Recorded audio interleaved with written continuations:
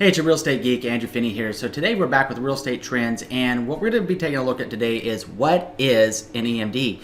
There's three key takeaways that you're going to learn in this video today. Number one, actually what is an EMD? Number two, how much is it usually? And number three is the difference between an EMD and a down payment. So EMDs, like anything else in life, is an acronym. I mean, we got so many of them out there. Think of like the NFL, the NBA, the PGA, LPGA. You got a VIN, a PIN, ATM, and the list just goes on and on and on. So what is an earnest money deposit? Essentially, an earnest money deposit can be best defined as a deposit of good faith from a buyer to a seller when purchasing their new home. It shows a seller that the buyer is serious about moving forward on the purchase of their home. So in that regard, you could actually think of an EMD kind of like a security deposit whenever it comes time to buy a home. So if a seller's putting their home on the market and you put down this EMD, then it's going to let them know it's okay for them to take the house off the market because you put up money in good faith to secure that property moving forward into the escrow phase. So then that brings up point number two. So how much is it usually? Usually earnest money deposits will range anywhere between 1% and 3% of the purchase price of a property. So if we think about a purchase price of $500,000, so let's say you're out there buying a $500,000 home, and let's say that your down payment is 10%. We'll get to that in point three, but let's say the earnest money deposit was 3%. So 3% of $500,000 is a $15,000 earnest money deposit.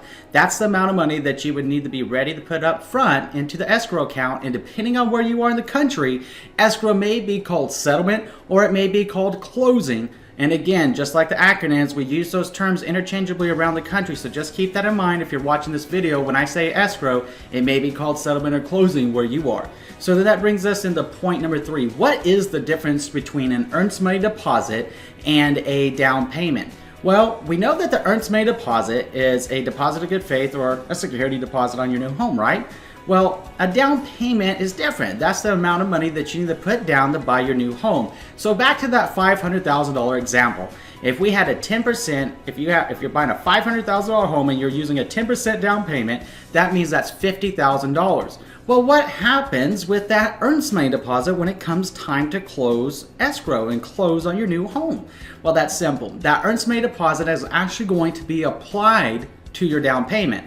So back to the example of the $500,000 home. If your earnest money deposit was 3%, and 3% of $500,000 is $15,000, and your down payment on the same $500,000 home was 10%, that's $50,000. So then the money that you would need to be prepared to pay at closing is actually going to be $50,000 minus $15,000. So your down payment minus your earnest money deposit, leaving you a $35,000 that you need to have prepared to close on your new home.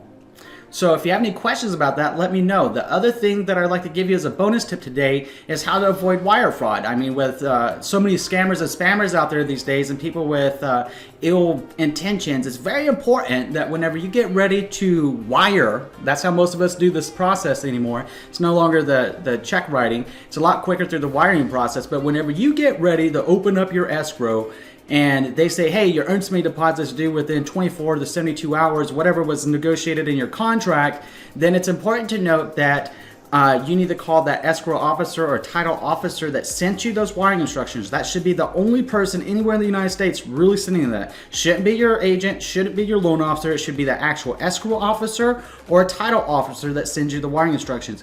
Give them a call when you receive that email and verify that account number and routing information. For more information about that, I'm gonna go ahead and pop up the links on some other videos that I did about that in specific, where I have one of my lenders come in and chat about it so you can take away some tips there. If you have any questions about this or you have some useful tips that you want to share with us about earnest money deposits or down payments, please leave it in the comment section below. As always, feel free to reach out to me anytime. Love hearing from you. And if you haven't already done so, please go ahead and tap those thumbs up, subscribe now, and by all means, share this video around. You never know who it's going to help. Thank you and enjoy an amazing day.